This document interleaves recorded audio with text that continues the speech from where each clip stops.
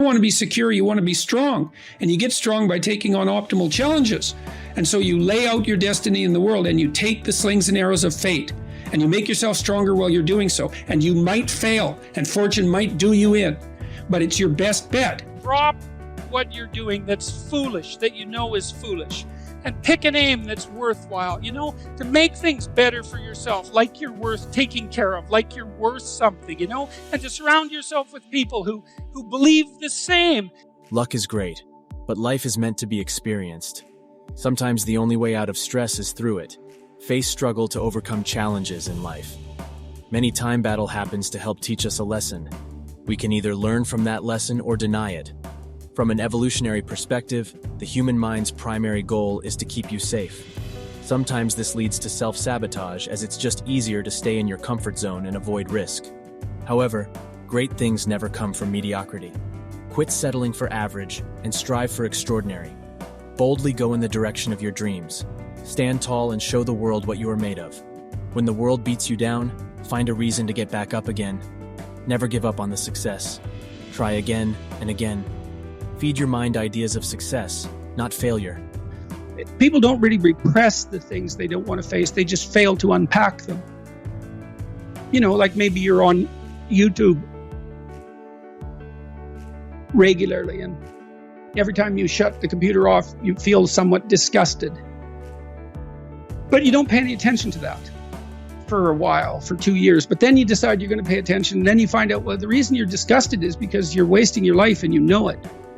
And that disgust is indicating that, but unless you attend to the disgust and unpack it, let it reveal itself as informative, you don't know what the message is. You just have a sense of disquiet.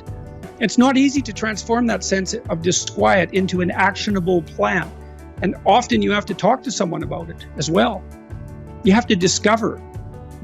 So it's not like you're repressing the emotion exactly. It's that you don't undergo the difficult process necessary to unpack it.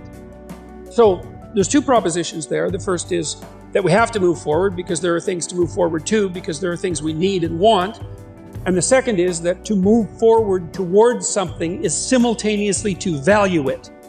And so one of the implications of that is that we always live in a framework of value. There's no escaping that, and that we're moved forward. I detailed this out quite substantially in my book, Maps of Meaning, but we're always at a place and we're always moving towards a place that in principle has some advantage over the place we're at. Otherwise, why move towards it? And so what that means is that there's no life without value. At least there's no human life without value. Out of necessity, and also not only out of necessity at the physiological level, but also out of necessity at the psychological level. Because another thing that you might point out, that I think is usefully pointed out, is that not only do you have to move from point A to B in life, but point A is often a very difficult place to be.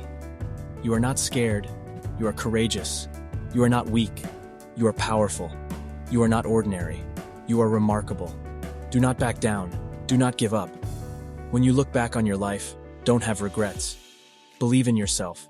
Believe in your future. You will find your way. A fire burning inside you is mighty. It is waiting to burn bright. You are meant to do great things. Following your dreams can be both terrifying and exciting. Most people master the obvious. You create something that wasn't there before. It's bold, it's beautiful, and it's you. When you are unique in what you do, whether it is writing a book, building a business, becoming an actor, or becoming an athlete, you will become a leader, not a follower. Nietzsche said, the person who has a why can bear any how.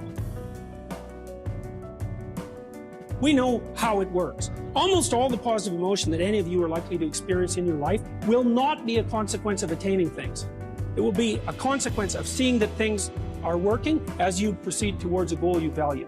That's completely different. And you need to know this because people are often stunned, for example, they finish their PhD thesis and their presupposition is that they're going to be elated for a month. And often instead, they're actually depressed and they think, hell, I've been working on this for 7 years and I handed it in and what do I do now? And that's what depresses them, right? It's the what do I do now? Well, they're fine if they enjoyed it pursuing the thing. As long as it was working out, they get a lot of enthusiasm and excitement out of that because that's how our nervous systems work. Most of your positive emotion is goal pursuit emotion.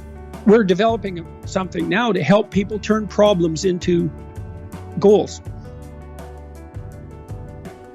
I have a problem. Well, sure you do. Okay, what's your problem? Okay, well, how do you turn that into a goal? So that's so interesting if you think about it that way, is that that's your goals, your problems. What should I do with my life? Well, what problems do you have? Well, there you go. Solve those. I'm not being flip about this. That's where the answer is to be found. That's not happiness.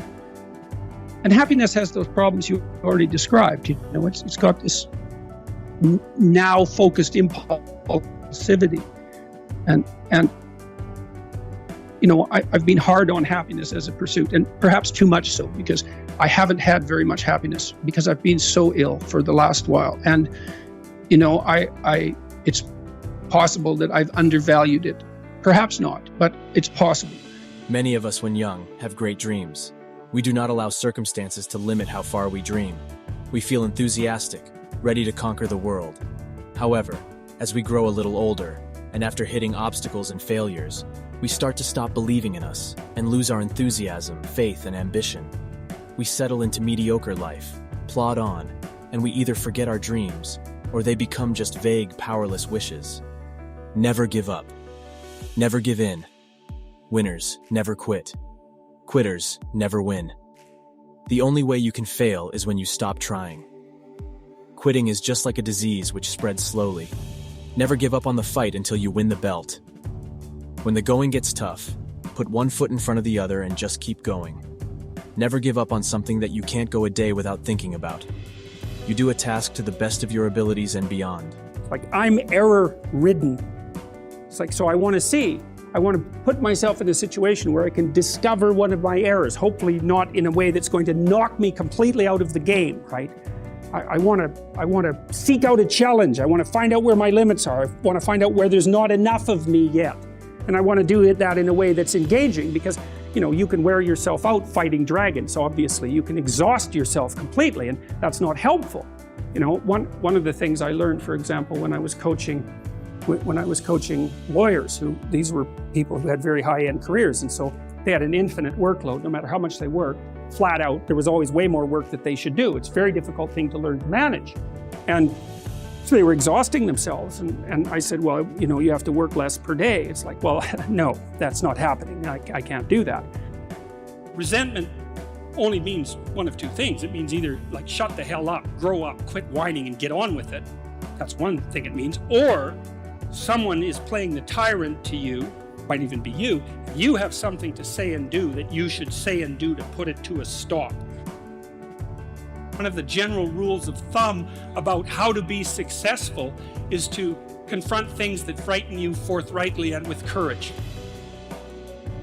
The goal should be, how could I conceive of my life so that if I had that life, it would clearly be worth living, so I wouldn't have to be bitter, resentful, deceitful, arrogant, and vengeful. Like, that's sort of the bottom line, right? Because that's what endless failure does to you. It's not good.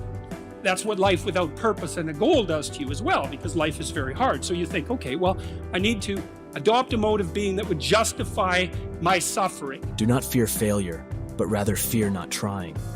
Inspire you to keep going on the path that leads you where you always wanted to go. Remember that anything worthwhile takes time and requires some serious energy, dedication, and sacrifice. As long as you're alive, you have more power than you could ever imagine. So you have no justifiable reason to give up.